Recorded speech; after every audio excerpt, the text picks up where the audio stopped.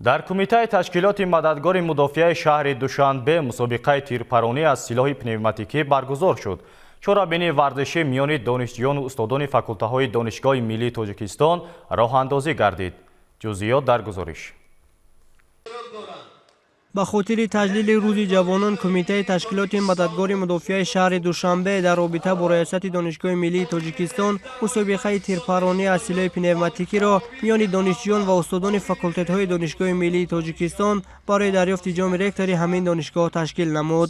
Сараввал дар маросими кушодашавии ин тадбири варзишӣ ректори донишгоҳ ва муовини аввали кумитаи ташкилоти мададгори мудофиа суханронӣ намуда аз сиёсати пешгирифтаи давлату ҳукумат дар самти тарбияи ҷисмонӣ ва варзиш ёдовар шуданд.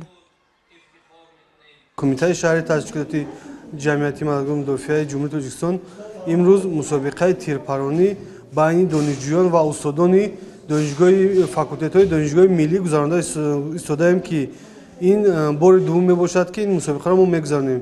Мақсад аз гузарондани ин чорабин дар он мебошад, ки баланд бардоштани ҳисси ватандӯстии ҷавонон ва равнақ додани варзишҳои ҳарбӣ амалӣ байни ҷавонону наврасон то синни давлатӣ мебошад.